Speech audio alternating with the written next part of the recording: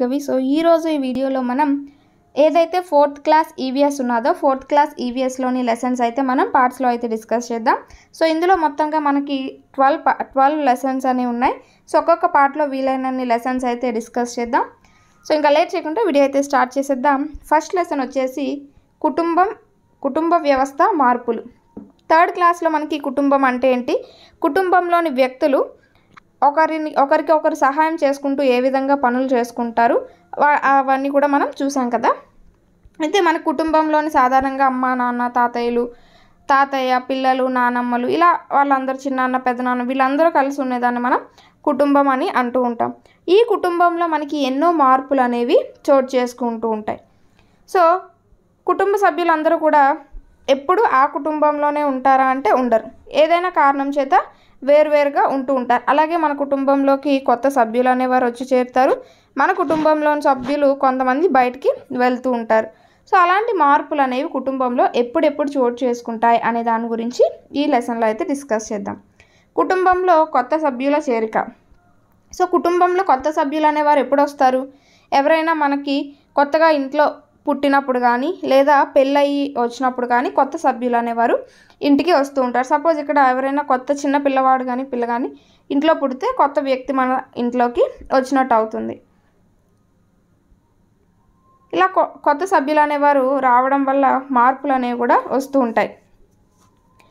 So ఇక్కడ చూస్తే కుటుంబంలో చిన్నపిల్లలు పుట్టడం వల్ల కుటుంబంలో వారందరి యొక్క పనుల్లో మార్పులు అనేవి వస్తూ ఉంటాయి. అంటే ఆ చిన్న పాపకు స్నానం చేయించడం కానీ ఆడించడం కానీ ఎత్తుకోవడం కానీ ఆహారం తినిపించడం జాగ్రత్తగా చూసుకోవడం ఇలా ప్రతిదీ కూడా ప్రతి ఒక్కరికి కూడా పని అనేది ఏదో ఒక పని అనేది ఉంటుంది. సో అలా ఇంట్లో వాళ్ళందరూ కూడా ఈ పనులు ఒక్కొక్కరుగా సహాయం చేసుకుంటూ చేయవలసి ఉంటుంది. అలాగే పెళ్ళి కుటుంబంలో వచ్చే మార్పులు. సపోజ్ ఎవరికైనా పెళ్ళి అయింది అనుకోండి, మన బాబాయ్కో చిన్నాన్నకో లేకపోతే అన్నయ్యకో అక్కకో పెళ్ళి అయింది అనుకోండి, కొత్త వ్యక్తులు అనేవారు ఇంటికి వచ్చి చేరుతూ ఉంటారు. సో ఆ విధంగా కొత్త సభ్యులు మన ఇంట్లోకి వచ్చి చేరడం అనేది జరుగుతుంది. ఈ విధంగా పెళ్ళిళ్ళు జరిగినప్పుడు పిల్లలు పుట్టినప్పుడు ఇంట్లో కొత్త సభ్యులు అనేవారు వస్తూ ఉంటారు. అలాగే ఏవైనా ఉద్యోగం రావడం వల్ల లేకపోతే చదువు వల్ల చనిపోవడం వల్ల మన ఇంట్లో సభ్యులు బయటికి వెళ్ళిపోతూ ఉంటారనమాట. ఈ విధంగా రావడం వెళ్ళిపోవడం ద్వారా మార్పులు అనేవి జరుగుతూ ఉంటాయి. నెక్స్ట్ కొత్త ప్రదేశాలకు వెళ్ళడం.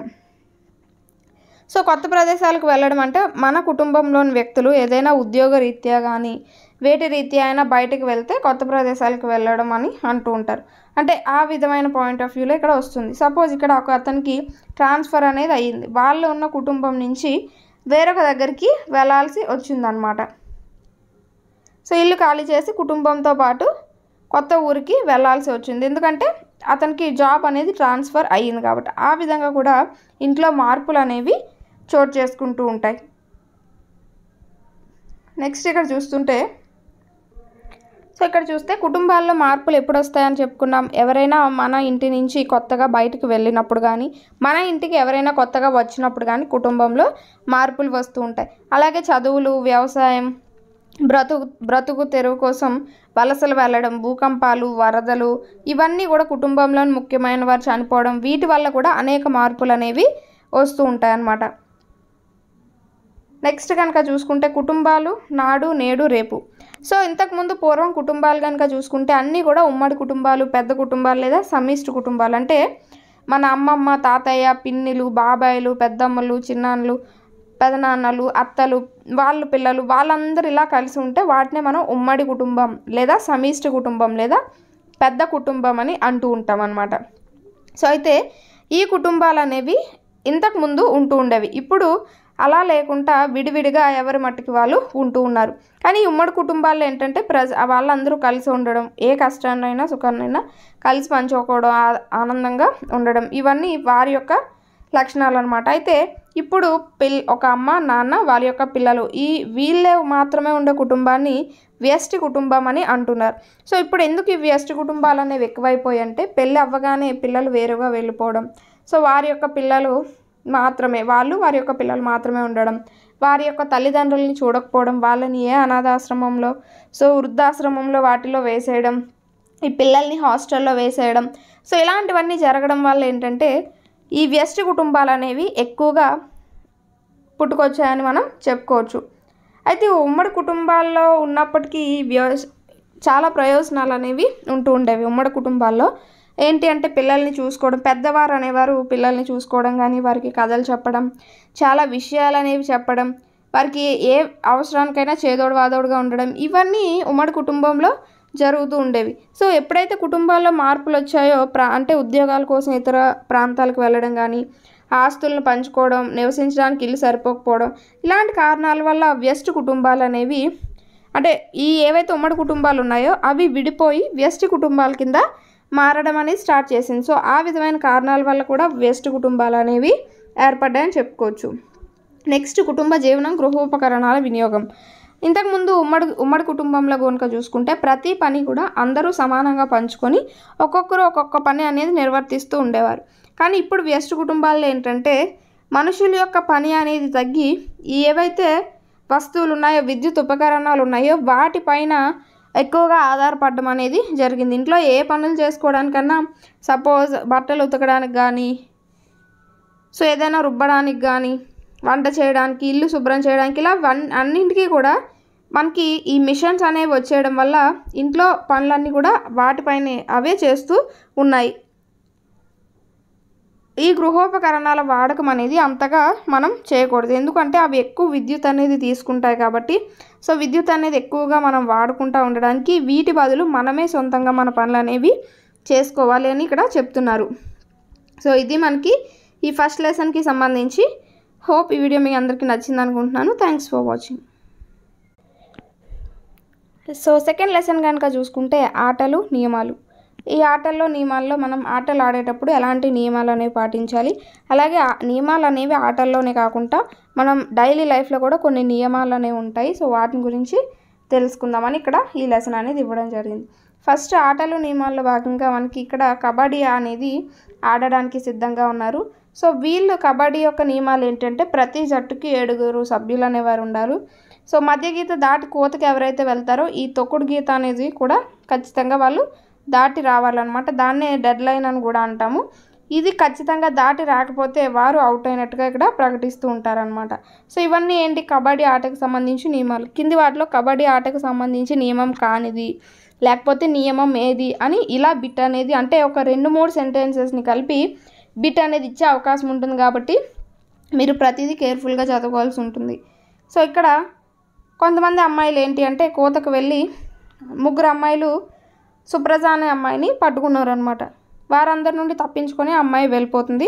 సో ఇంతలో ఒక జట్టు ఆమె ఏం చేస్తుంది అంటే సో తను కోత అనేది మధ్యలో ఆపేసింది అని అంటుంది.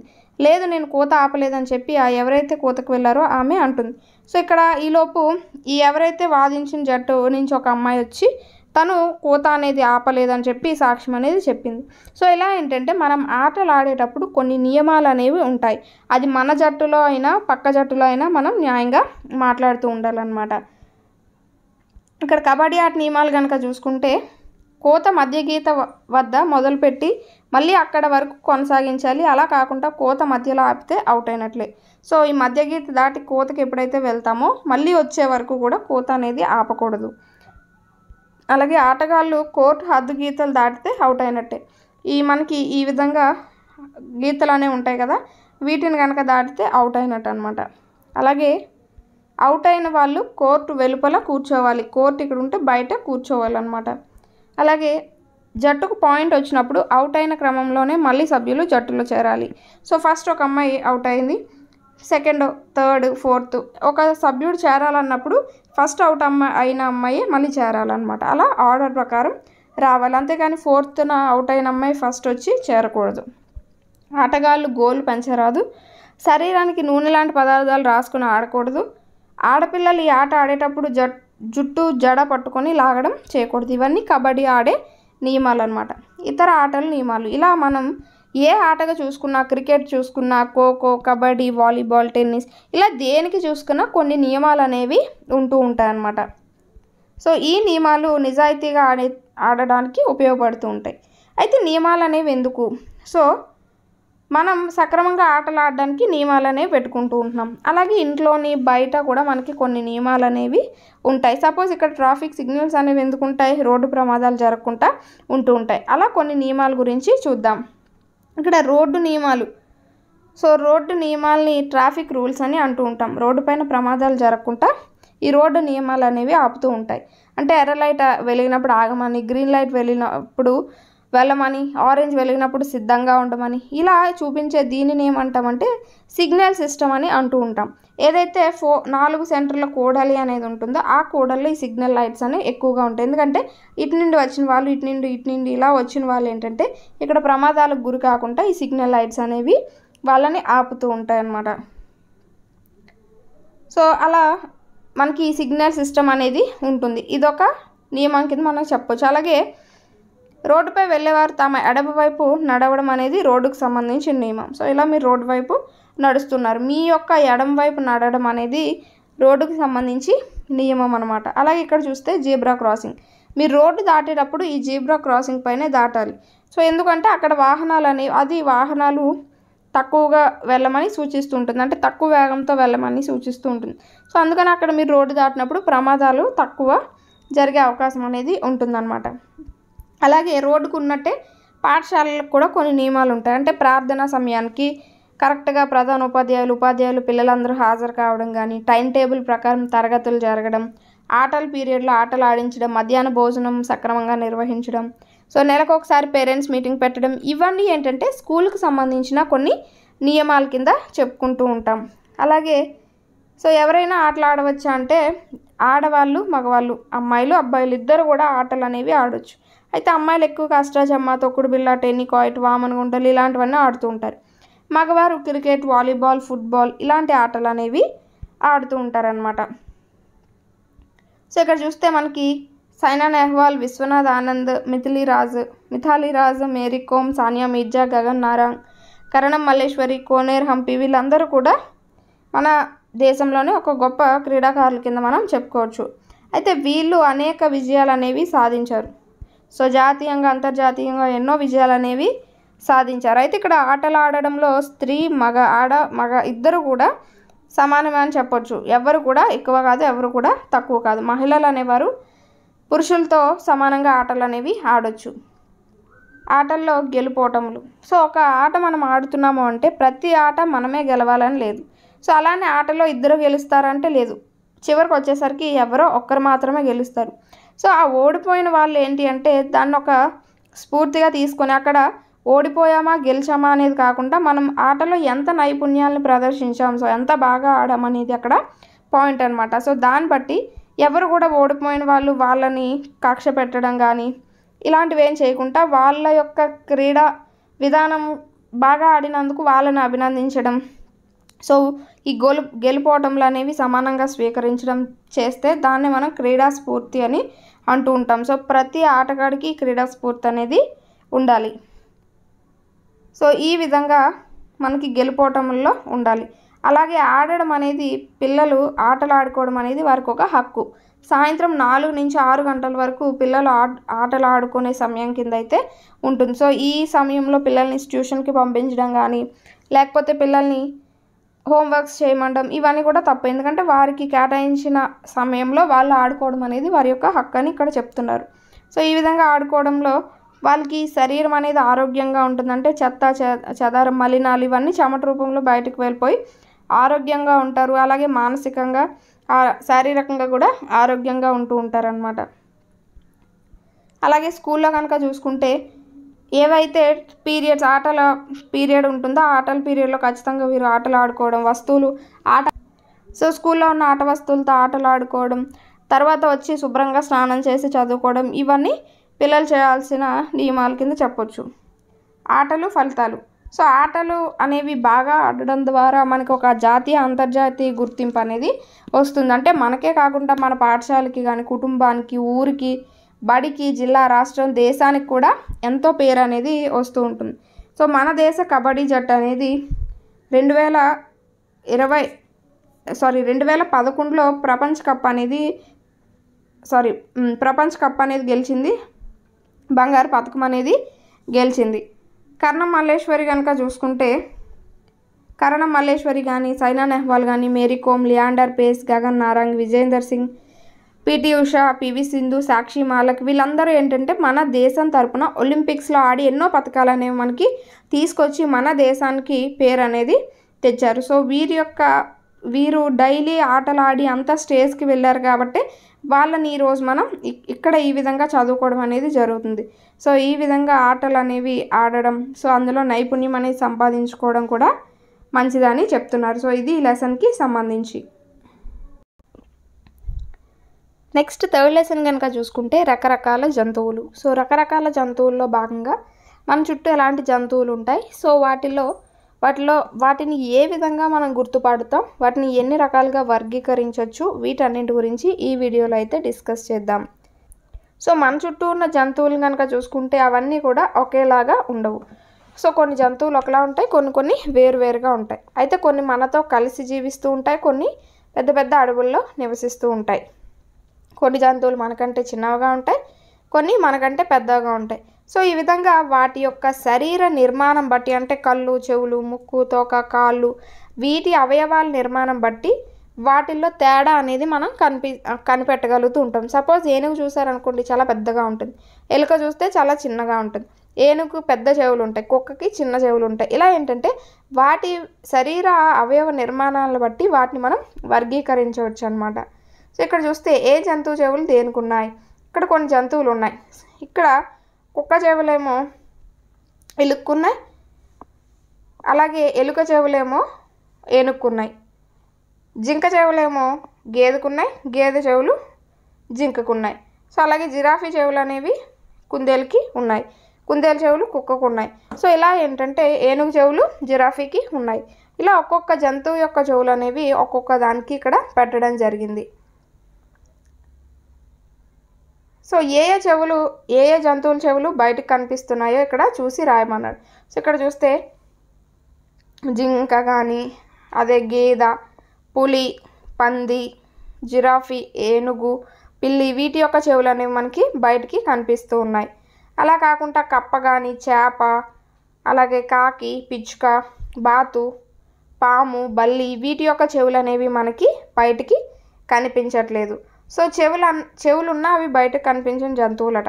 సో ప్రతి జంతువుకి కూడా చెవులు అనేవి ఉంటాయి, కానీ కొన్ని బయటికి కనిపిస్తూ ఉంటాయి, కొన్ని బయటికి కనిపించకుండా ఉంటాయి. ఇక్కడ చూస్తే కోడి, పక్షులన్నిటికీ కూడా చెవులు అనేవి ఉంటాయి. పక్షులన్నిటికీ చెవులు బయటికి కనిపించవు. సపోజ్ కాకి, బాతు, పిచ్చుక, చిలుక, కోడి, ఇవన్నిటికీ కూడా చెవులు ఉన్నా కూడా బయటికి కనిపించవు అన్నమాట. ఇక్కడ చూసుకుంటే పాము, అలాగే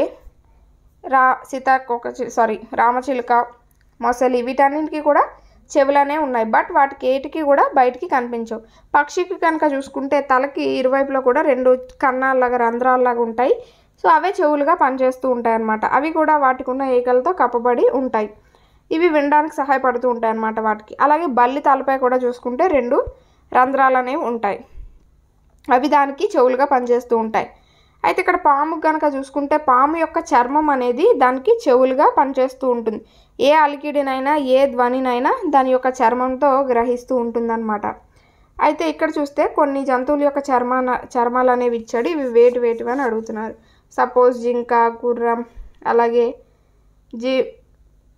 పులి, చిరుత, జీబ్రా, ఇలా మనం అంటే వాటి యొక్క చర్మాలను బట్టి కూడా మనం అవి ఏ జంతువు అనేది గుర్తించవచ్చు అన్నమాట. చర్మం అనేది శరీరంలో అన్ని అవయవాలకి రక్షణ అనేది ఇస్తుంది. అలాగే చర్మం పైన ఉండే వెంట్రుకల యొక్క రంగును బట్టి, వాటి యొక్క అమరికను బట్టి కూడా అది ఏ జంతువు అనేది మనం సులభంగా గుర్తించగలం అన్నమాట. సో ఇక్కడ జంతువులను చెవుల చర్మం ఆధారంగా వర్గీకరిస్తే ఇప్పటి వరకు మనం చూసుకున్న దాన్ని బట్టి 2 రకాలుగా వర్గీకరించవచ్చు. అయితే చెవులు బయటకు కనిపించేవి, చెవులు బయటికి కనిపించినవి, అలాగే చర్మం పైన వెంట్రుకలు ఉన్నవి, చర్మం పైన వెంట్రుకలు లేనివి. సపోజ్ ఇక్కడ చూస్తే చెవులు బయటకు కనిపిస్తున్నాయి, చర్మం పైన వెంట్రుకలు ఉన్నాయి, ఇది కూడా సేమ్ అంతే. అలాగే ఇది కూడా పంది, ఎలుక, ఇవన్నీ కూడా చెవులు అనేవి బయటకు కనిపిస్తూ చర్మం పైన వెంట్రుకలు కలిగి ఉన్నాయి. అయితే నెమలి కానీ, పావురం, కాకి, పిచ్చుక, ఇవన్నీ ఏంటి అంటే చెవులు బయటికి కనిపించట్లేదు, వాటి శరీరం పైన ఈకలు అనేవి ఉన్నాయి. అలాగే ఇక్కడ గేదె, చెవులు బయటకు కనిపిస్తున్నాయి, వెంట్రుకలు ఉన్నాయి. ఒంటె, అలాగే ఆవు, ఇవన్నీ కూడా చెవులు బయటకు కనిపిస్తూ శరీరంపై వెంట్రుకలు కలిగి ఉన్నాయి. మిగతా ఏవైతే ఉన్నాయో అవన్నీ చెవులు బయటకు కనిపించకుండా శరీరం పైన ఈకలు అనేవి కలిగి ఉన్నాయి. ఎక్కువగా పక్షులు అనేవి ఈ రకానికి చెంది ఉంటాయి అన్నమాట. సో ఈ విధంగా జంతువులు అనేవి వాటి యొక్క చెవులు, చర్మం ఆధారంగా 2 రకాలుగా విభజించవచ్చు. కొన్ని జంతువుల యొక్క చర్మం కనుక చూసుకుంటే పొలుసుల్లాగా ఉంటుందన్నమాట. ఇక్కడ నెక్స్ట్ కనుక చూసినట్టయితే, సో ఏవైతే అయితే ఇప్పుడు ఎందుకు మనం ఈ చెవులు బయటకు కనిపించడం, చర్మం పైన వెంట్రుకలు ఉండడం ఇవన్నీ ఎందుకు చెప్పుకున్నామంటే, ఏ జంతువులకైతే చెవులు బయటకి కనిపిస్తూ వాటి యొక్క శరీరంపై వెంట్రుకలు అనేవి, వాటి యొక్క చర్మంపై వెంట్రుకలు ఉంటాయో అవి పిల్లల్ని కని పాలిస్తూ ఉంటాయి అన్నమాట. డైరెక్ట్గా పిల్లల్ని కని పాలిస్తూ ఉంటాయి. వాటినే మనం ఏమంటామంటే శిశోత్పాదకాలు అని అంటూ ఉంటాం. అలా కాకుండా చెవులు బయటకు కనిపించకుండా చర్మం పైన వెంట్రుకలు ఉండకుండా ఉంటాయో అవి గుడ్లు పెడుతూ ఉంటాయి అన్నమాట. వాటిని మనం అండోత్పాదకాలు అంటాం. అంటే గుడ్లు పెట్టి పొదిగి పిల్లల్ని చేస్తూ ఉంటాయి. వాటిని అండోత్పాదకాలని. చెవులు బయటకు కనిపించి వెంట్రుకలుండి పిల్లల్ని పెట్టే వాటిని శిశోత్పాదకాలని అంటూ ఉంటాం. నెక్స్ట్, జంతువుల వల్ల మనకి ఇంకా ఏవే ఉపయోగాలు ఉంటాయి. సో జంతువులు అనేవి మనకి జంతువుల యొక్క చర్మం అనేది వాటికి చలి నుంచి కానీ అలాగే వేడి నుండి కాపాడుతూ ఉంటాయి అన్నమాట. ఆ యొక్క జంతువుల చర్మము అలాగే వెంట్రుకలతోనే మనకి కూడా ఎన్నో లాభాలు అనేవి ఉన్నాయి. సపోజ్ ఈ యొక్క వెంట్రుకలతో ఉన్ని అనేది తయారు చేయడం కానీ, వాటి యొక్క చర్మంతో చెప్పులు కుట్టడం లేదా డోలు వంటి వాయిద్యాలకి తయారు చేయడానికి ఉపయోగించడం, ఇవన్నీ కూడా జంతువుల వల్ల మనకి కలిగే ఉపయోగాలు. అలాగే కొన్ని జంతువులు చూస్తే వ్యవసాయంలో సాయం చేస్తాయి, కొన్ని సరుకులు రవాణా చేయడానికి సాయం చేస్తూ ఉపయోగపడుతూ ఉంటాయి అన్నమాట. నెక్స్ట్ కనుక చూసినట్టయితే ఇక్కడ మనకి కనిపిస్తుంది కదా, ఇది అనేది జింక. ఇది తెలంగాణ రాష్ట్ర ప్రభుత్వానికి రాష్ట్ర జంతువుగా అయితే ఉన్నది. ఎక్కువగా నల్లమల అడవుల్లో ఈ జింక అనేది ఎక్కువగా కనిపిస్తూ ఉంటుంది అనమాట. పెద్ద పెద్ద కొమ్ములు అనేవి ఉండి, పెద్ద కళ్ళు అనేవి ఉండి, చూడడానికి ఆకర్షణీయంగా, అందంగా, చురుగ్గా ఉంటుందన్నమాట. అలాగే ఇక్కడ కనిపిస్తుంది పెద్ద పులి. ఇది మనకి జాతీయ జంతువు. భారతదేశంలోనే ప్రజెంట్ అంతరించిపోతున్న స్థితిలో ఉన్నటువంటి ఒక రకమైన జంతువు అని చెప్పొచ్చు. సో ఇది మనకి ఈ లెసన్కి సంబంధించి. హోప్ ఈ వీడియో మీ అందరికీ నచ్చింది అనుకుంటున్నాను. Thanks for watching.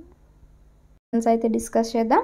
So 4th lesson వచ్చేసి జంతువుల జీవన విధానం, జీవ వైవిధ్యం.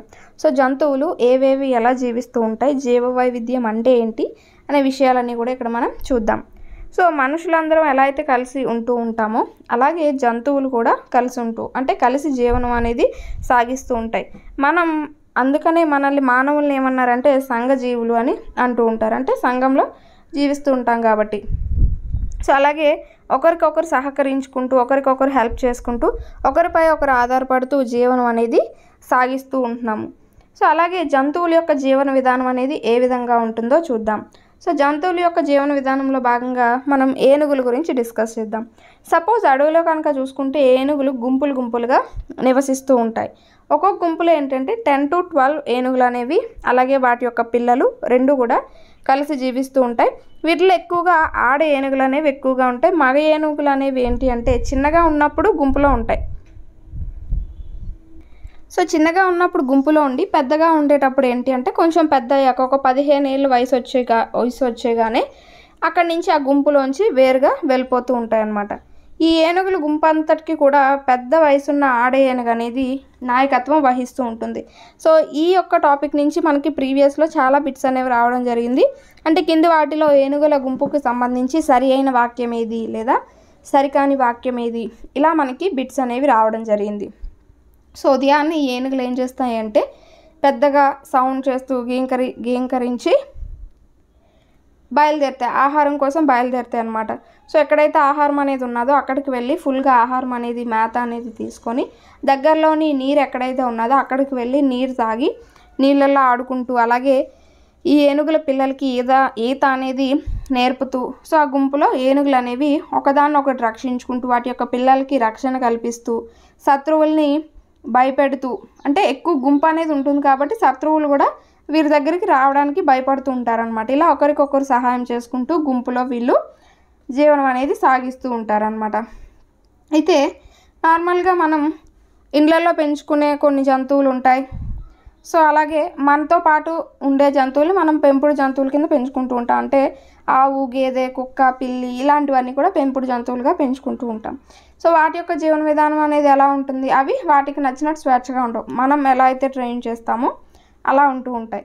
అలాగే ఇక్కడ పెద్ద పులులు కనుక చూసుకుంటే ఈ పులి పిల్లలు ఏవైతే ఉంటాయో వాటికి స్టార్టింగే ఎలా వేటాడాలి ఏంటి అనేవి తెలియవు. రాను రాను ఏంటంటే ఆ పులుల గుంపులో తిరుగుతూ అవి ఏ విధంగా వేటాడుతున్నాయి ఏంటి అనే విషయాలు చూస్తూ ఈ పిల్లలు కూడా వాటిని అనుసరించి నేర్చుకుంటూ ఉంటాయన్నమాట. అలాగే కొన్ని పక్షుల గురించి కనుక చూసుకుంటే పక్షులు కూడా మనకి గుంపులుగా ఎగరడం కానీ గుంపులుగా తిరగడం చూస్తూ ఉంటాం.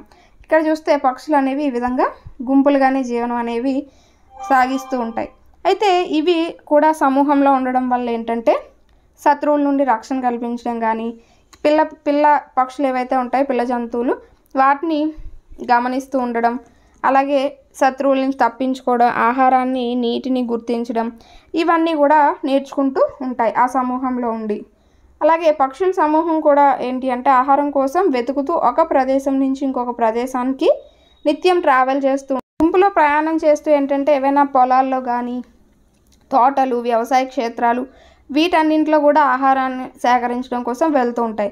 అలాగే చిన్న చిన్న కీటకాలు కానీ చేపలు, చిన్న ప్రాణుల్ని కూడా ఇవి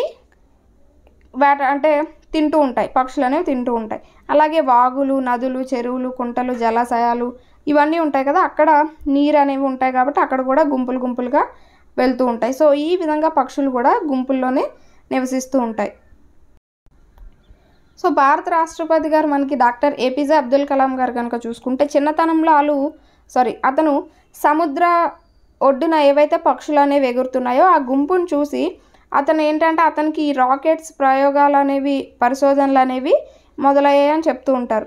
ఇతను ఏం చెప్తారంటే ఆలోచనలే అంటే పరిశీలించడం, తెలుసుకోవడం, లక్ష్యాన్ని ఏర్పరచుకోవడం, అందుకోసం కృషి చేయడం అనే కొన్ని సూత్రాలను ఇతను బాగా బలంగా నమ్మారు. అందుకే ఇంత గొప్ప స్థాయికి అనేవారు ఇతను ఎదిగారు అనమాట. అలాగే పక్షులు గూళ్ళు ఎందుకు కట్టుకుంటాయి? సో పక్షులకి ఒక నివాసం లాంటివి అనమాట గూళ్ళు. అంటే అవి గుడ్లు పెట్టి పిల్లల్ని పొదగడానికి ఈ పక్షులు గూళ్ళు అనేవి కట్టుకుంటూ ఉంటాయి. సో మనకి ఎలా అయితే ఇల్లు నివాసమో అలా వీటికి నివాసాలు గూళ్ళ కింద చెప్పొచ్చు. అంటే చెట్ల పైన ఉంటాయి, బట్ ఈ గూళ్ళు అనేవి పిల్లల్ని పెట్టడానికి పొదగడానికి ఉపయోగపడుతూ ఉంటాయి అన్నమాట. అయితే ఇవి వేటితో గూళ్ళు అనేవి నిర్మించుకుంటాయో చూద్దాం. ఇక్కడ చూసారా, దర్జీ పిట్ట ఈ విధంగా కొన్ని ఆకుల్ని కలిపి ఈ విధంగా గూడు అనేది ఏర్పరచుకుంటుంది. సో ఆకుల్ని కలిపి కుట్టి గూడు ఏర్పరచుకునే పక్షి ఏది అంటే దర్జీ పక్షి. సో ఇవి వేటితో గూళ్ళు కట్టుకుంటాయంటే మనం చూస్తూ ఉంటాం, కొన్ని ఉట్టి గడ్డే ఉంటుంది, అలాగే కొన్నిటిలో కాకి చూస్తే పుల్లలు కానీ వైర్లు, ప్లాస్టిక్ ఇలా ప్రతిదే యూజ్ చేసి అంటే గడ్డిపోచలు కానీ చిన్న రెమ్మలు, దారాలు, వైర్లు, కాగితం ముక్కలు, పీచు, బట్ట ముక్కలు, నూలు, చెట్ల ఆకులు, ఎండు పుల్లలు ఇవన్నీ ఉపయోగించి పక్షులు ఒక్కొక్కటి ఒక్కో విధంగా గూళ్ళు అనేవి కట్టుకుంటాయి అన్నమాట. సో గిజిగాడు పక్షుల్లో కనుక చూసుకుంటే ఏ పక్షులు గూళ్ళు కడతాయని బిట్టొస్తే మగ పక్షులు గూళ్ళు కడతాయి.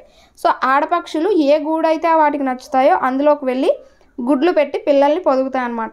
ఆ గుడ్లు పిల్లలు పొదిగిన తర్వాత పిల్లలకి కొంచెం రెక్కలు వచ్చి ఎగిరిపోయే సమయానికి అవి ఆ గూడును వదిలి వెళ్ళిపోతాయి.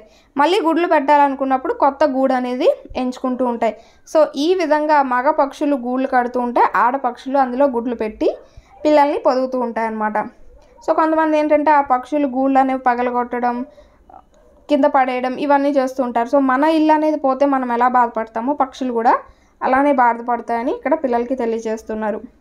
అలాగే ఇక్కడ చూస్తే మీకు ప్రతి టెక్స్ట్ బుక్లో కూడా ఈ విధంగా మీకు తెలుసా అని ఒక టైటిల్తో ఉంటుంది. సో అందులో మనకి చాలా ఇంపార్టెంట్ న్యూస్ అనేది ఉంటుంది, ఇన్ఫర్మేషన్ అనేది ఉంటుంది. వాటి నుంచి ఎక్కువగా బిట్స్ అనేవి మీకు వస్తుంటాయి, అందుకని వాటిని మాత్రం మిస్ అవ్వకుండా చదవాలి మీరు. సో ఇక్కడ చూస్తున్నారు కదా, ఇతను డాక్టర్ సలీం అలీ అనమాట. ఇతను మన భారతదేశానికి చెందిన ఒక పక్షి శాస్త్రవేత్త. అనేక పక్షులపైన పరిశోధనలు చేసి ఎన్నో రచనలు అనేవి చేశారు. అలాగే ప్రపంచవ్యాప్తంగా కూడా పక్షుల గురించి అనేక పరిశోధనలు చేశారనమాట.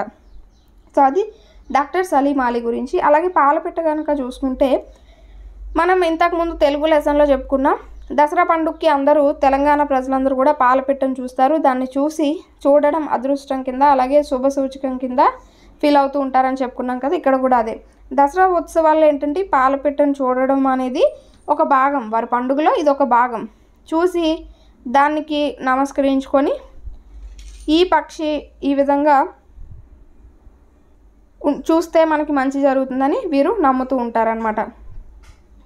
సో రాను రాను ఈ పిచ్చుకలు కానీ అంటే పక్షులన్నీ కూడా మనకి అంతరించిపోతూ ఉన్నాయి. ఎందుకంటే అవి ఆవాసంగా ఉన్న చెట్లను మనం నరికేయడం ద్వారా కానీ, అలాగే పంట పొలాలపై పురుగుల మందులు చల్లడం వల్ల కానీ, అలాగే సెల్ ఫోన్ టవర్స్ వల్ల రేడియేషన్ అనేది ఎక్కువైపోయి పక్షులు అనేవి రోజు రోజుకు అంతరించిపోయే స్టేజ్కి వెళ్ళిపోతూ ఉన్నాయి. నెక్స్ట్ కీటకాలు సామూహిక జీవనం. కీటకాల్లో భాగంగా కందిరీగలు, తేనెటీగలు, చీమలు ఏ విధంగా సామూహిక జీవనం అంటే ఒక గుంపుగా ఏ విధంగా కలిసి ఉంటాయో చూద్దాం. సో ఇక్కడ చూస్తే ఇది మట్టితో కందిరీగలు చేసుకునే గూడు అనమాట. వీటిలో కనుక చూసుకుంటే మనకి ఒక్కొక్కటి కొన్ని గదుల్లాగా ఉన్నాయి. సో ఈ విధంగా అన్నీ కలిసి ఇక్కడ ఒక సామూహికంగా జీవనం అనేది సాగిస్తూ ఉన్నాయన్నమాట. అలాగే తేనెటీగలు కనుక చూసుకుంటే ఒక చెట్టు పైన తేనెటీగ అంటే తేనె పట్టు అనేది ఉన్నది. సో ఇక్కడ చూసుకుంటే అందులో ఎన్నో రకాల గదులనే మనం ఎప్పుడైనా ఆ తేనె పట్టుని చూసుకుంటే చిన్న చిన్న గదుల్లాగా మనకి కనిపిస్తూ ఉంటాయి. ఇవన్నీ ఏంటి అంటే కొన్ని తేనెటీగలు కలిసి అక్కడ జీవిస్తూ ఉంటాయి, ఆ యొక్క తేనె పట్టుని తయారు చేస్తూ ఉంటాయి అన్నమాట. ఈ విధంగా గుంపులుగా జీవించడాన్ని సామూహిక జీవనం అని అంటూ ఉంటారు. సో ఈ తేనె అనేది ఇవి ఎక్కడి నుంచి తీసుకొస్తాయంటే పువ్వుల నుంచి తేనె అనేవి తీసుకొస్తూ ఉంటాయి. అలాగే ఏవైతే తేనెటీగ అలాగే కందిరీగ వంటి కీటకాల గూళ్ళను మనుషులు ఎప్పుడైతే కదిలిస్తారో వెంటనే అవి వారిపై దాడి అనేది చేస్తూ ఉంటాయి అన్నమాట. సో ఈ చీమలు కానీ తేనెటీగలు కానీ గుంపులుగా కలిసి జీవిస్తూ ఒకదానికొకటి సహాయం చేసుకుంటూ ఉంటాయి. సో ఇక్కడ కనుక చూసుకుంటే కందిరీగల్లో చాలా రకాలనే ఉంటాయి. అయితే వాటి గూడు అనేవి వాటి యొక్క పరిసరాలకి తగినట్టుగా నిర్మించుకుంటూ ఉంటాయి. ఆడ కందిరీగలు మాత్రమే గూడు కట్టుకుంటూ ఉంటాయి అన్నమాట. సో గూడు ఏవి కడతాయంటే ఆడ కందిరీగలు గూడు కట్టుకుంటూ ఉంటాయి. నెక్స్ట్ చీమల్లో సంఘజీవనం కనుక చూసుకుంటే చీమలు అనేవి ఈ విధంగా గుంపులుగా పని అనేది విభజించుకొని క్రమశిక్షణగా వాటి యొక్క పని అనేది చేసుకుంటూ వెళ్తాయి. అయితే ఈ చీమల్లో కూలీ చీమలు, మగ చీమలు, రాణి చీమలు ఉంటాయి. రాణి చీమలు ఓన్లీ గుడ్లు పెడుతూ ఉంటాయి. కూలీ చీమలు వాటిని రక్షిస్తూ చీమ పిల్లలకు కావాల్సిన ఆహారం అది అందించడం, గూడు కట్టడం, సో ఈ పనులన్నీ కూలీ చీమలు చేస్తూ ఉంటాయి అన్నమాట. సో ఇవి ఎక్కడ పుట్టలుగా మన్ను అనేది తెచ్చుకొని అక్కడ నివాసం అనేది అంటే పుట్టల్లో నివాసం అనేవి ఏర్పరచుకుంటూ ఉంటాయి. సో ఇవి దవడలతో ఆహారాన్ని ముక్కలుగా చేసి తీసుకొస్తూ ఉంటాయి అన్నమాట.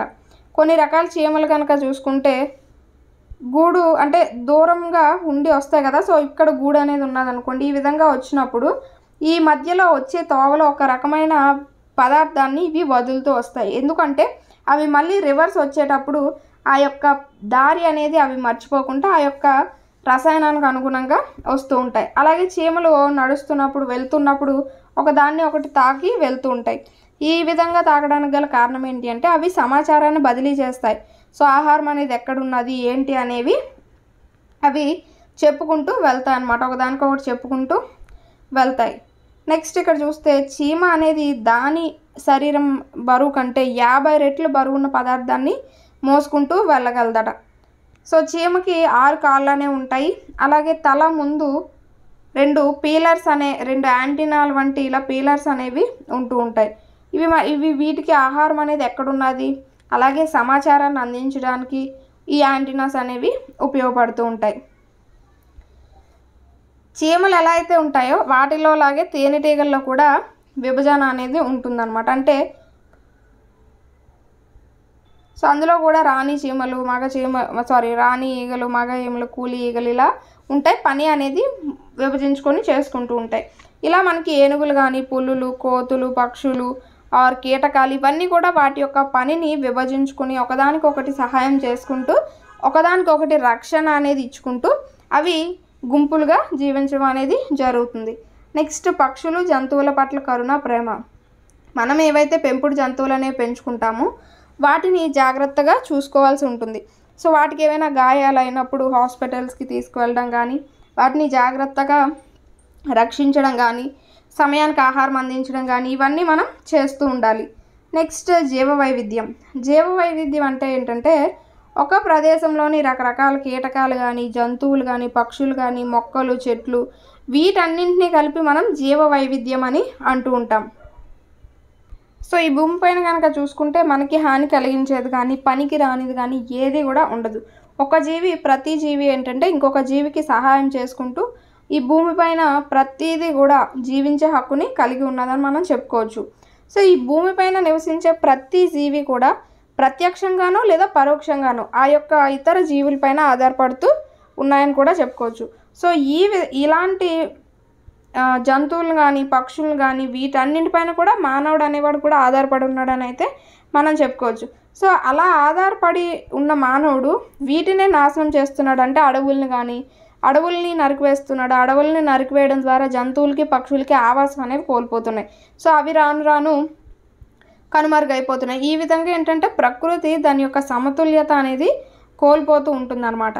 ఏవైతే భూమిపై ఉండే మొక్కలు కానీ, జంతువులు కానీ ఇవన్నీ కూడా ఒక దానిపైన ఒకటి ఆధారపడి జీవిస్తూ ఉన్నాయని చెప్పుకున్నాం కదా. సో మొత్తం అన్నీ కూడా అంటే కాలువల్లో పారే నీరు, వాగుల్లో ఉండే చేపలు కానీ, నత్తగుల్లలు, పలుకురాళ్ళు, సో ఇవన్నీ కూడా మనకి చూస్తూ ఉంటే ఆనందాన్ని కలిగిస్తూ ఉంటాయి. కానీ వాటన్నింటినీ మనం ప్రజెంట్ మన అవసరాల కోసం నాశనం చేస్తూ వస్తున్నాం అన్నమాట. సో మానవుడు కూడా ఈ జీవ వైవిధ్యంలో ఒక భాగంగానే చెప్తాం. సో ఎలా అయితే మనుషులు, మొక్కలు, జంతువులు వాటి యొక్క ఆహారపు అలవాట్లలో కానీ, శరీర నిర్మాణాల్లో కానీ ప్రత్యేకతలు అనేవి ఉన్నాయి కదా, ఇవన్నీ ఏంటంటే వైవిధ్యాన్ని తెలియజేస్తూ ఉంటాయన్నమాట. ఇక్కడ జీవ వైవిధ్యం అంటే కనుక చూసుకుంటే జీవ వైవిధ్యంలో భాగమైన వివిధ జీవరాశులు ఒకదానిపై మరొకటి ప్రభావం చూపుతున్నాయి. ఇప్పుడు అదే చెప్పుకున్నాం. నీరు, గాలి, ఆహారం, నివాసం ఇలా ప్రతి విషయంలో జీవులు ఒకదానిపైన ఒకటి ఆధారపడి ఉన్నాయి. సో ఆహారం కోసం ఇప్పుడు సపోజ్ మానవుడు అనేవాడు చూసుకుంటే ఆహారం కోసం వేటిపైన ఆధారపడుతున్నాడు? చెట్లు, జంతువులు వీటిపైన ఆధారపడుతున్నాడు కదా. సో అలా ఏంటంటే ప్రతిదీ కూడా ప్రత్యక్షంగానో లేకపోతే పరోక్షంగానో ఒక దానిపైన ఒకటి ప్రభావం చూపుతూ ఉన్నాయి. ఇప్పుడున్న ప్రజెంట్ సిచ్యువేషన్స్లో కార్బన్ డయాక్సైడ్ కానీ, కార్బన్ మోనాక్సైడ్ ఈ వాయువులు అనేవి పెరిగిపోయి మనకి చుట్టూ వాతావరణంలో కాలుష్యం అనేది ఎక్కువైపోయేలా చేస్తున్నాయి. సో ఇవి ఏంటి? గాలి, నీరు, ఉష్ణోగ్రత, ఈ సముద్ర జీవులు కానీ, సముద్ర మట్టాలు వీటన్నింటిపైన ప్రభావం చూపుతున్నది కాలుష్యం అనేది.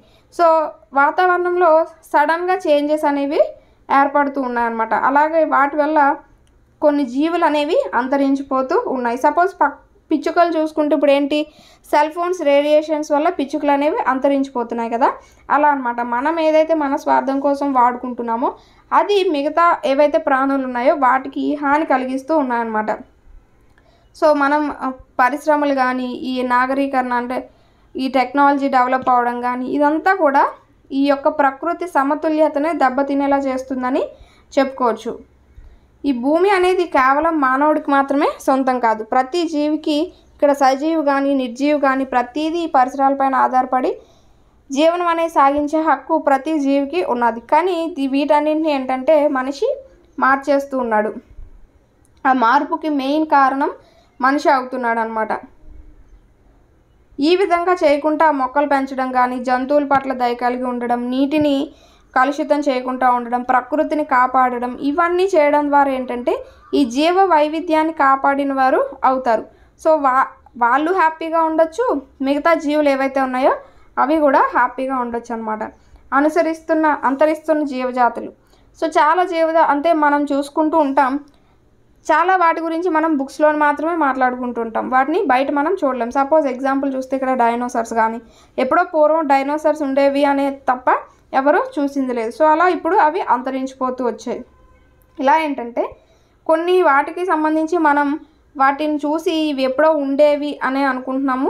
సో అలా ఏంటంటే రోజు రోజుకి ఎన్నో జీవజాతులు అనేవి అంతరించిపోతూ ఉన్నాయి. పక్షులు కానీ, జంతువులు కానీ ఏమైనా సరే కొన్ని మొక్కలకు సంబంధించి స్పీసెస్ కానీ అవన్నీ కూడా అంతరించుకొని పోతూ ఉన్నాయి. ఇక్కడ చూసారా తెల్ల పులులు, ఇవి ఇంతకుముందు ఉండే, ఇప్పుడు వీటి యొక్క సంఖ్య అనేది రాను రాను తగ్గిపోతుంది. సో ఈ విధంగా ఏంటంటే మన చుట్టూ ఉన్న వాతావరణాన్ని, మొక్కల్ని కానీ, జంతువులు కానీ మనం హాని కలిగించుకుంటా వాటిపైన మనం ఆధారపడి బతుకుతున్నాం కాబట్టి వాటిని జాగ్రత్తగా కాపాడుకోవాల్సిన బాధ్యత అనేది మన పైన ఉన్నది. సో ఆ విధంగా చేసినప్పుడు జీవ వైవిధ్యం అనేది కరెక్ట్గా ఉంటుంది అని ఇక్కడ చెప్తున్నారు. సో ఇది మనకి ఈ లెసన్కి సంబంధించి.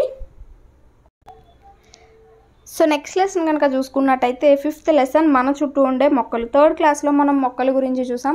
సో మొక్కల యొక్క ఆకులు ఏ విధంగా ఉంటాయి, మొక్కలు ఏ విధంగా ఉంటాయి, వాటి గురించి అయితే డిస్కస్ చేసాం కదా. సో ఇప్పుడు దాని యొక్క స్టేజ్ అనేది కొంచెం పెంచి ఇక్కడ ఇవ్వడం జరిగింది. మన చుట్టూ ఉన్న మొక్కలు కనుక చూసుకుంటే కొన్ని పెద్దగా ఉంటాయి, కొన్ని చిన్నగా ఉంటాయి, కొన్ని పొడుగ్గా ఉంటాయి, కొన్ని పొట్టిగా ఉంటాయి. ఇలా రకరకాలుగా మొక్కల్లో ఎన్నో రకాలు అనేవి ఉంటాయి. సో ఇక్కడ చూసారా పిక్చర్లో మీకు ఎన్నో రకాల మొక్కలు అనేవి కనిపిస్తున్నాయి. సో ఇది చూస్తే పెద్ద పెద్ద చెట్లులాగా, అలాగే ఇది పాదులాగా, ఇవి గుబురుగా, సో ఇవి పొడుగ్గా, ఇలా మనకి రకరకాల చెట్లు అనేవి ఇక్కడ కనిపిస్తూ ఉన్నాయి.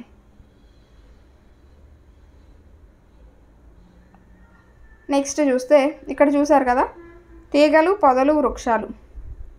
మనకి బీర, కాకర, మల్లె ఈ మొదలైన కాండాలన్నీ కూడా ఏంటంటే బలహీనంగా ఉంటాయి.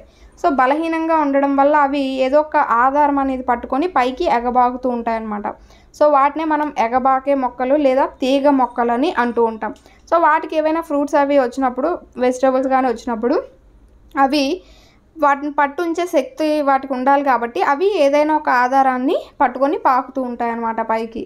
అలాగే గన్నేరు, గులాబీ ఇలాంటి మొక్కలు కనుక చూసుకుంటే వాటి యొక్క మొదల భాగం ఏదైతే ఉంటుందో ఈ మొదల భాగం నుంచి ఒకేసారి ఎక్కువ కొమ్మలు అనేవి రావడం జరుగుతుంది. అందువల్ల ఇవి గుబురుగా ఉన్నట్టు కనిపిస్తూ ఉంటాయి. అందుకే వీటిని ఏమంటారంటే పొదలు అని అంటూ ఉంటాం. అలాగే ఏవైతే చింత, రావి, మామిడి ఇలా పెద్ద పెద్దగా ఉన్న వాటిని వృక్షాలు అని అంటూ ఉంటాం.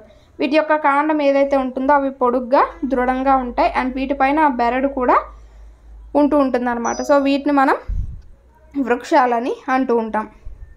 అలాగే మొక్కలు వాటి యొక్క భాగాల గురించి చూద్దాం. మొక్కల్లో మనకి వేర్లు, కాండం, పువ్వులు, కాయలు, ఆకులు ఇలా కొమ్మలు రకరకాల భాగాలు అనేవి ఉంటాయి. ఇక్కడ కనుక చూసుకుంటే సో ఇక్కడ భూమి లోపల మనకి ఏ భాగం కనిపిస్తుంది, వేరు అనేది కనిపిస్తుంది. భూమిపైన కాండం, ఆకులు, పుష్పం ఇవన్నీ మనకి భూమిపైన కనిపిస్తూ ఉన్నాయి.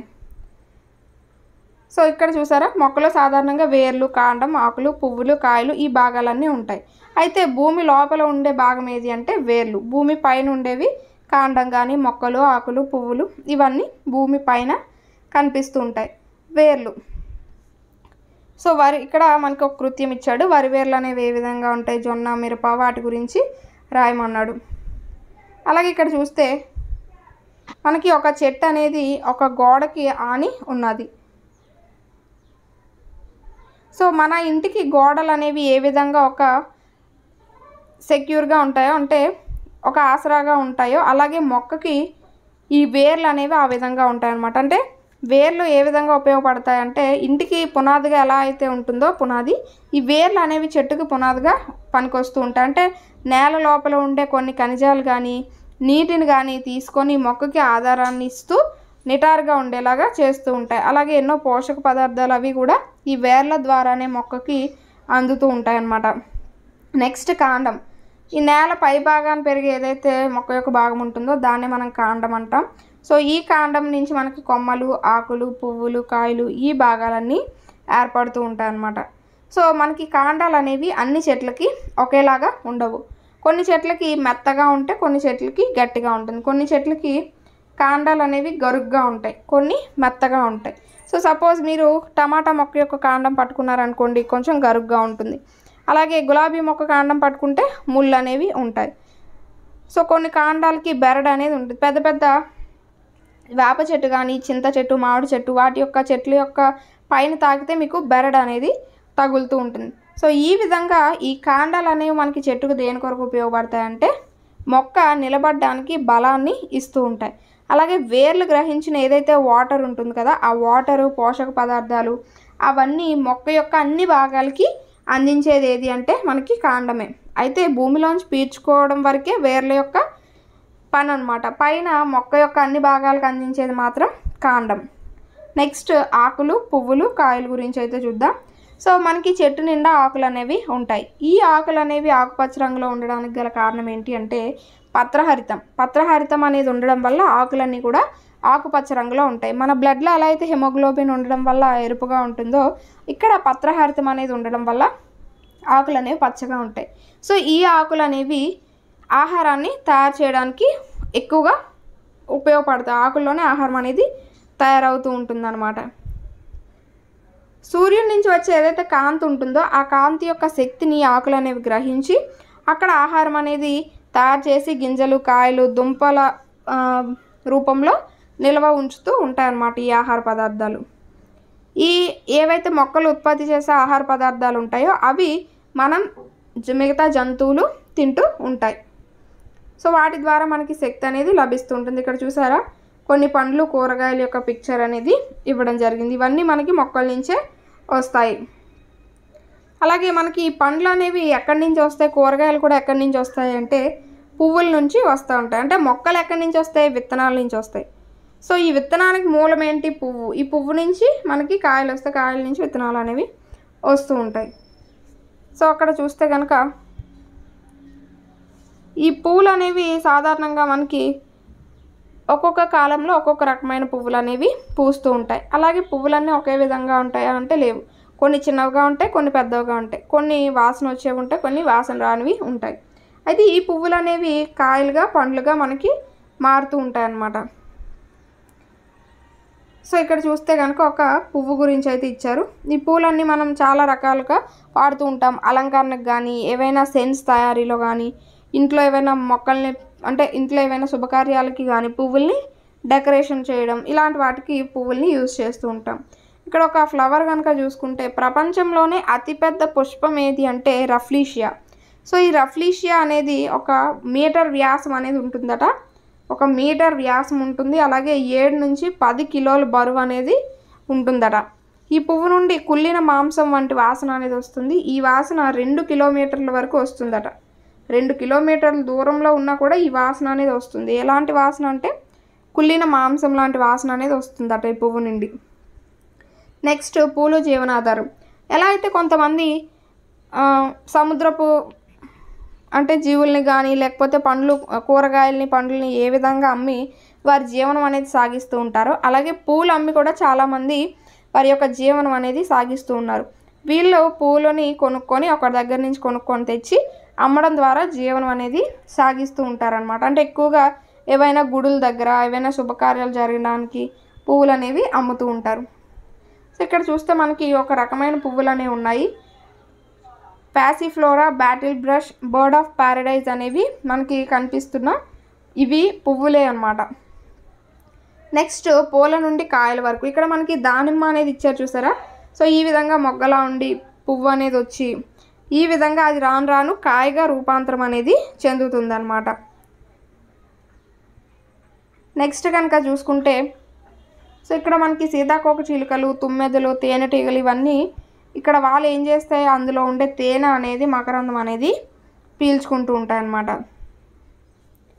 వీటి వల్ల ఈ తేనెటీగలు కానీ, సీతాకోక చిలుకలు, తుమ్మెదలు వీటి వల్ల ఇవి మకరందాన్ని పీల్చుకోవడానికి ఒక పుష్పం నుంచి ఇంకొక పుష్పానికి వాలినప్పుడు ఏమవుతుందంటే మొక్కలకి మేలే జరుగుతుంది. ఈ పువ్వులు కాయలుగా మారడానికి మనకి హయ్యర్ క్లాసెస్కి వెళ్ళే కొలది ఈ యొక్క ప్రత్యుత్పత్తి గురించి వాటి గురించి మనకు వస్తుంది. సో అందులో ఇక్కడ డిస్కస్ చేయొచ్చు. అయితే ఈ వీటి వల్ల ఆ ప్రత్యుత్పత్తి అనేది వాటిలో జరిగి ఇక్కడ పువ్వులు అనేవి కాయలుగా రూపాంతరం చెందుతూ ఉంటాయి. నెక్స్ట్ పండ్లు, విత్తనాలు. మనం కొన్ని పండ్లు కనుక చూసుకుంటే మనకి చిన్న చిన్న గింజలు అనేవి కనిపిస్తూ ఉంటాయి. సో వాటిని మనం విత్తనాలుగా చెప్పుకుంటూ ఉంటాం. అయితే విత్తనాలన్నీ ఒకే విధంగా ఉంటాయా అంటే ఒకే విధంగా ఉండవు. సపోజ్ మర్రి చెట్టు అంత పెద్దది ఉంటుంది కానీ మర్రికాయ ఇంతే ఉంటుంది. మరి మర్రి విత్తనం అంత ఉంది కదా, సో మర్రి చెట్టు కూడా అంతే ఉండాలంటే లేదు. అలాగే కొబ్బరి చెట్టు అనేది పొడుగ్గా ఉంటుంది, అలాగనే అంత పొడుగు విత్తనం ఉంటుందా అంటే లేదు. కొబ్బరి బొండం అనేది ఇంత ఉంటుంది. సో అలా ఏంటంటే చెట్టు యొక్క ఆకారానికి, పరిమాణానికి, విత్తనం యొక్క ఆకారానికి, పరిమాణానికి సంబంధం అనేది ఉండదు. సో కొన్ని విత్తనాలు అనేవి చిన్నగా ఉంటాయి, కొన్ని పెద్దగా ఉంటాయి, కొన్ని పెంకుతో ఉంటాయి, కొన్ని మెత్తగా ఉంటాయి. సపోజ్ నువ్వులు అలాంటివి తీసుకుంటే మెత్తగా ఉంటాయి, ఆముదం అలాంటివి తీసుకుంటే పెంకుతో ఉంటాయి అన్నమాట. సో మర్రి విత్తనం కనుక చూసుకుంటే చిన్నగా ఉంటాయి, కొబ్బరి విత్తనం కనుక చూసుకుంటే పెద్దగా ఉంటాయి. ఇలా రకరకాలుగా ఉంటూ ఉంటాయి అన్నమాట. ఈ విత్తనాలు ఏ విధంగా మొలకెత్తుతాయి అంటే విత్తనాన్ని మనం నీటిలో నేలలో నాటి రోజు దానికి నీరు అనేది పోస్తే కొన్ని రోజులకి అది మొలకెత్తుతూ ఉంటుందన్నమాట. సో విత్తనాలు అనేవి అన్నీ మొలకెత్తుతాయా అంటే విత్తనాలు అనేవి అన్నీ మొలకెత్తవు. దానికి అందిన నీరు బట్టి, దానికి అందిన గాలి బట్టి విత్తనాలు అనేవి మొలకెత్తుతూ ఉంటాయన్నమాట. సో అన్ని విత్తనాలు మొలకెత్తవు. సో ఇక్కడ చూసుకుంటే కొన్ని ఇక్కడ కొన్ని చింత పిక్కలు అనేవి నాటడం జరిగింది. అయితే వీటి నుంచి కొన్ని మాత్రమే మొలకెత్తాయి. అలాగే అన్నీ కూడా ఒకే సమయంలో మొలకెత్తలేదు. ఒకటి ఫస్ట్ ఒకటి లాస్ట్ అలా మొలకెత్తుతూ ఉంటాయన్నమాట. ఒకటి మనం కొన్ని విత్తనాలు అనేవి వేసామనుకోండి, అన్నీ ఒకేసారి మొలకలు రావాలని ఏం లేదు. ఒకటి త్వరగా రావచ్చు, ఒకటి లేట్గా రావచ్చు. సో విత్తనం అనేది ఈ విధంగా మనం నాటుతాం. ఫస్ట్ ఈ విధంగా నాటిన విత్తనం ఫస్ట్ రోజు ఇలా అనిపిస్తుంది. సో కొన్ని రోజులకి ఈ విధంగా, కొన్ని రోజులకి ఈ విధంగా, ఇలా మొక్కల మనకి ఈ విధంగా పెరగడం అనేది జరుగుతూ ఉంటుందన్నమాట. అయితే ఈ విత్తనాలు మొలకెత్తడం అనేది దేనిపైన ఆధారపడుతూ ఉంటుందంటే భూమి యొక్క సారం, అలాగే దానికి వేసే నీటిపైన, దానికి అందే గాలిపైన, వీటన్నింటిపైన కూడా విత్తనం మొలకెత్తడం అనేది ఆధారపడి ఉంటుంది. అయితే భూమి యొక్క సారం అంటే ఏంటి? భూమి సారవంతంగా ఉందా లేదా అంటే, సో భూమిలో ఎప్పుడైతే జంతు కళేబరాలు కానీ, రాలిపోయిన చెట్ల ఆకులు కానీ, ఈ జంతు విసర్జకాలు ఇవన్నీ కలుస్తాయో అప్పుడు ఏంటంటే భూమి చాలా సారవంతంగా ఉందని మనం చెప్పొచ్చు. కొన్ని జంతువులు ఏం చేస్తాయి, నేలలో బొరియలు అనేవి చేసుకొని జీవిస్తూ ఉంటాయి. వాటి వల్ల నేల అనేది గుల్లగా మారి గాలి అనేది లోపలికి బాగా వెళ్ళి ఇంకా సారవంతంగా తయారవుతూ ఉంటుంది. సో అలా నేలను గుల్లగా చేసేది ఎవరు అంటే వానపాము. వానపాముని అందుకనే రైతు మిత్రుడు అని అంటూ ఉంటారు. అందుకని మన పంటల్లో గట్టా చేలల్లో ఎక్కువ వానపాముల్ని వేస్తూ ఉంటారు. ఎందుకంటే అది ఈ మట్టిని కొంచెం లూజ్గా చేసి గాలి అనేది లోపలికి బాగా వెళ్ళేలాగా చేస్తూ ఉంటుందన్నమాట వానపాము అనేది. నెక్స్ట్ ఇక్కడ చూస్తే పార్థీనియం అనే ఒక మొక్క, దీన్ని వయ్యారి భామ అని కూడా అంటారట. ఇది మనకి అమెరికా నుంచి గోధుమలు మనం దిగుమతి చేసుకునేటప్పుడు ఆ గోధుమలతో పాటు మన దేశానికి వచ్చింది. అయితే ఇది ఎక్కువగా ఖాళీ స్థలాల్లోని పిచ్చి పిచ్చి మొక్కలు పెరుగుతూ ఉంటాయి కదా, అలాంటి ప్రదేశాల్లో ఎక్కువగా పెరుగుతూ ఉంటుందట. ఇది ఒక కలుపు మొక్క అన్నమాట.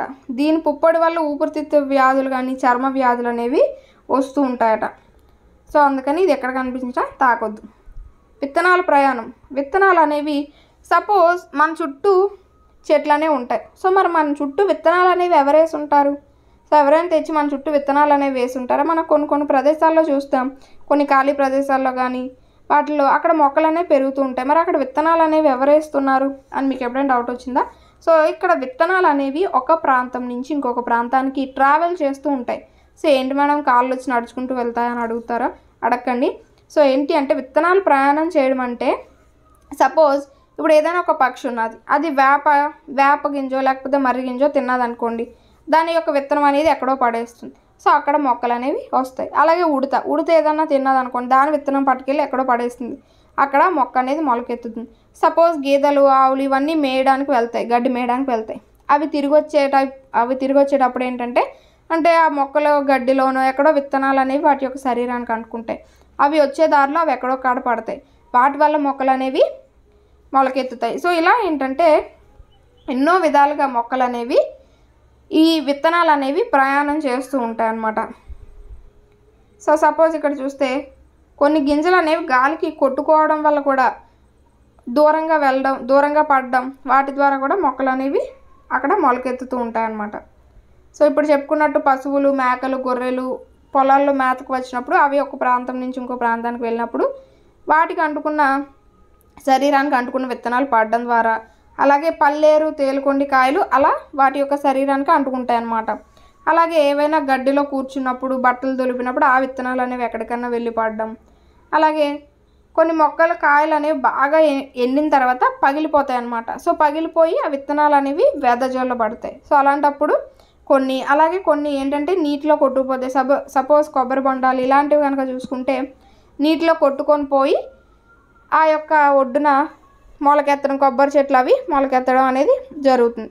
సో ఇలా ఏంటంటే గాలి ద్వారా కానీ, నీటి ద్వారా కానీ, జంతువులు, మనుషుల ద్వారా విత్తనాలు అనేవి ఒక ప్రాంతం నుంచి ఇంకొక ప్రాంతానికి వ్యాప్తి చెందుతాయని అయితే చెప్పుకోవచ్చు.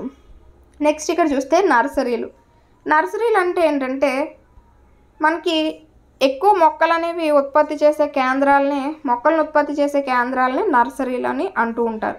ఇక్కడ ఎక్కువగా అన్ని పూలు పండ్లు ఇలా కూరగాయలు ప్రతి మొక్కలు అనేవి ఇక్కడ పెంచబడతాయి అన్నమాట. ఎక్కువగా ఈ వేప కానుగ టేకు ఈ మొక్కలు కూడా ఇక్కడ ఎక్కువగా ఉంటూ ఉంటాయి. ఇవి ఏంటి అంటే ఎక్కువగా అడవుల పెంపకానికి వాటికి సరఫరా చేస్తూ ఉంటారనమాట.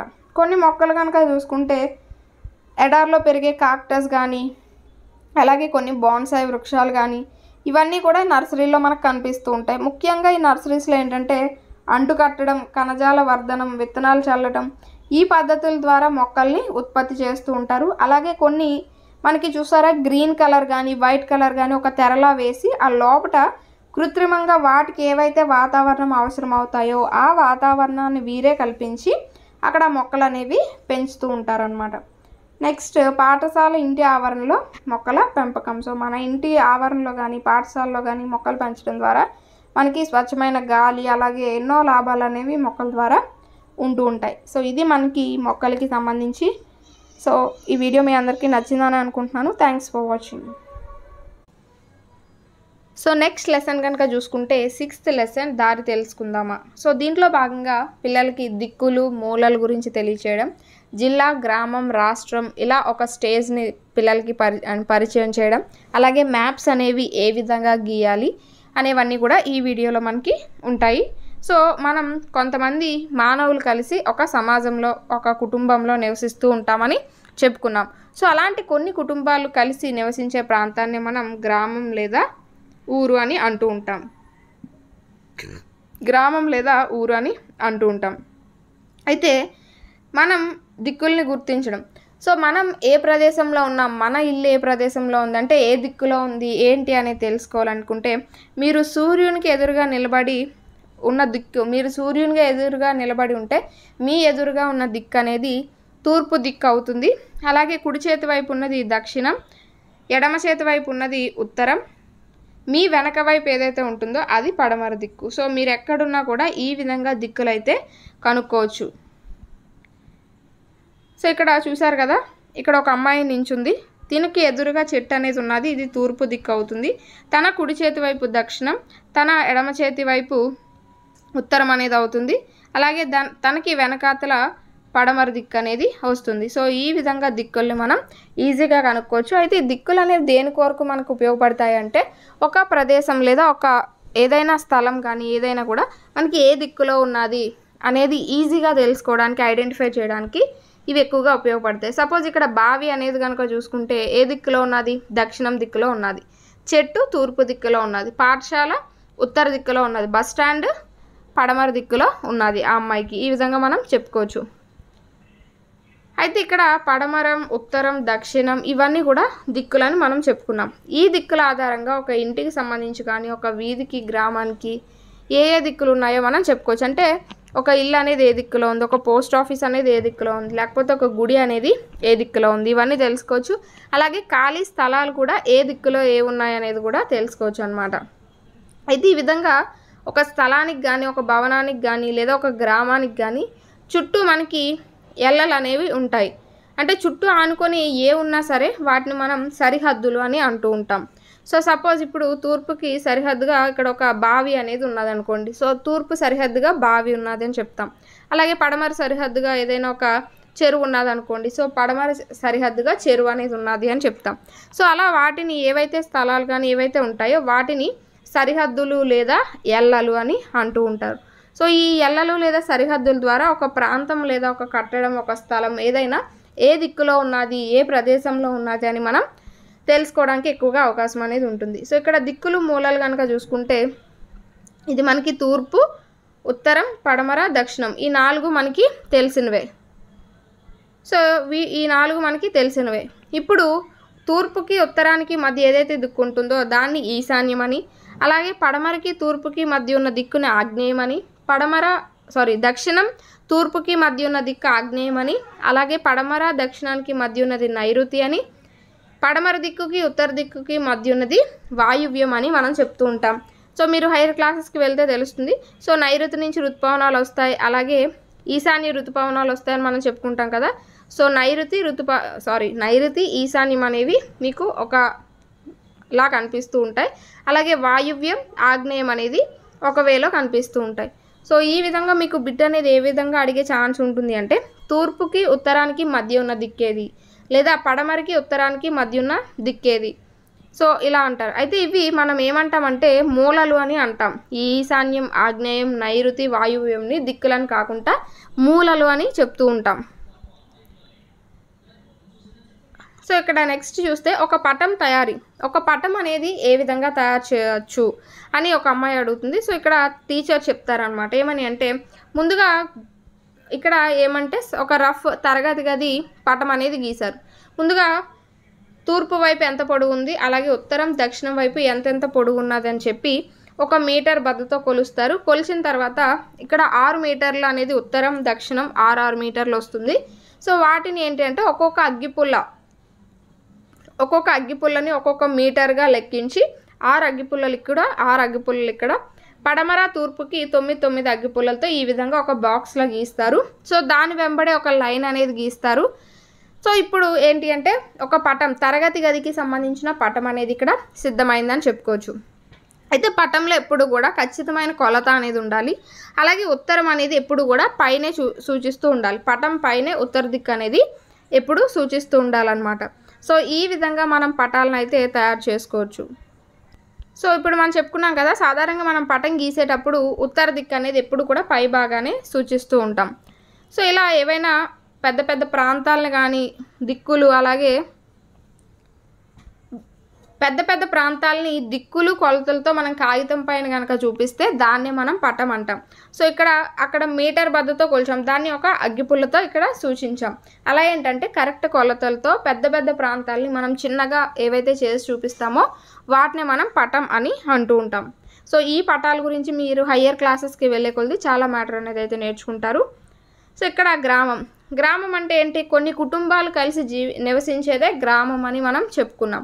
సో ఈ గ్రామానికి మనకి దిక్కులు, మూలలు అన్నీ ఉంటాయి. వాటి ద్వారా మనం గ్రామం అనేది ఎక్కడున్నది ఏంటి అనేది తెలుసుకోవచ్చు. అలాగే గ్రామానికి ఆనుకొని ఏవైతే దిక్కుల్లో ఉండే వాటిని మనం గ్రామ సరిహద్దులు అని అంటూ ఉంటాం. అంటే అది ఇల్లులు అవ్వచ్చు, బావులు, చెరువులు, పొలాలు ఏవైనా అవ్వచ్చు. ఆ ఆనుకొని ఏవైతే ఉంటాయో వాటిని మనం గ్రామ సరిహద్దులు అని అంటూ ఉంటాం. అయితే ఈ గ్రామంలో రోడ్లు కానీ, భవనాలు, పాఠశాల, పోస్ట్ ఆఫీస్, బస్ స్టాండ్, పొలాలు, గ్రామాలు ఇలా ఏవైతే గ్రామంలో ఉన్నాయో సో అవి ఎటువైపు ఉన్నాయి, ఎలా ఉన్నాయి అని తెలుసుకోవడానికి ఈ దిక్కులు, మూలలు అనేవి మనకి ఉపయోగపడతాయి. సపోజ్ ఇది గ్రామం అనుకుంటే ఇక్కడ పోస్ట్ ఆఫీస్ అనేది ఉన్నదనుకోండి. సో ఇప్పుడు పోస్ట్ ఆఫీస్ అనేది గ్రామానికి ఏ దిక్కులో ఉన్నదని చెప్పుకుంటాం, తూర్పు దిక్కులో ఉన్నదని. సో అలా ఒక ప్లేస్ని మనం ఈజీగా ఐడెంటిఫై చేయడానికి ఈ దిక్కులు, మూలలు అనేవి ఉపయోగపడుతూ ఉంటాయి అన్నమాట.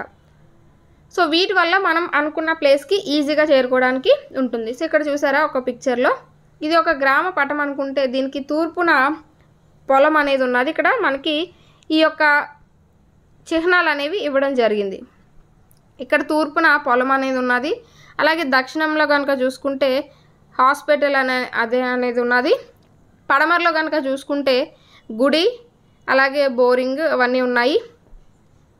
ఉత్తరంలో కనుక చూసుకుంటే మనకి స్కూల్ అనేది ఉన్నది. ఈ విధంగా ఏంటంటే ఈ మూలల్లో కూడా మనకి కొండలని కానీ, అలాగే బావి, చెరువు, పోస్ట్ ఆఫీసు ఇలా మనకి ఈ మూలల్లో కూడా ఈశాన్యం, నైరుతి, ఆగ్నేయం, వాయువ్యంలో ఉండడం జరిగింది. అంటే ఇక్కడ మనకి గ్రామంలో ఉన్న ప్రతిదీ కూడా ఈ మూలలు, దిక్కుల ఆధారంగా ఎక్కడ ఏది ఉన్నది అని ఈజీగా చెప్పడానికైతే అవకాశం అనేది ఉన్నది. సో ఇక్కడ ఇచ్చాడనమాట, ఉత్తరంలో ఏమున్నది, దక్షిణంలో ఏమున్నది అని పై దాన్ని బట్టి మనం రాసుకోవచ్చు. నెక్స్ట్ మండలం అంటే ఏంటంటే కొన్ని గ్రామాలు కలిసి మండలం కింద ఏర్పడుతూ ఉంటాయి. సో ఈ గ్రామాలకి సంబంధించి అన్నీ కూడా మండలంలోనే కార్యకలాపాలన్నీ జరుగుతూ ఉంటాయి. సో ఈ మండలంలో మనకి ప్రజా పరిషత్ కార్యాలయం కానీ, తహసీల్దార్ కార్యాలయం, ప్రాథమిక ఆరోగ్య కేంద్రం కానీ, పోలీస్ స్టేషన్, వ్యవసాయ శాఖ కార్యాలయం, విద్యుత్ శాఖ కార్యాలయం ఇవన్నీ ఇక్కడ ఉంటాయి. సో వాళ్ళకి ఆ మండలంలో ఉన్న ప్రజలకి ఎలాంటి సమస్యలు వచ్చినా ఈ మండల కేంద్రానికి వచ్చి వాటిని పరిష్కరించుకుంటూ ఉంటారనమాట. సో ఇక్కడ చూస్తే ఒక మండలం యొక్క పటం అనేది ఇచ్చారు. సో దీనికి ఏ దిక్కులు అంటే రంగాపేట గ్రామానికి 4 దిక్కులు ఏ గ్రామాలు ఉన్నాయంటే సపోజ్ ఇక్కడ రంగాపేట అనేది ఇక్కడ ఉన్నది. దీనికి తూర్పు దిక్కున ఉత్తర దిక్కున చెల్లంపేట, తూర్పున బాలరావుపేట, అలాగే దక్షిణాన జెండా వెంకటాపూర్,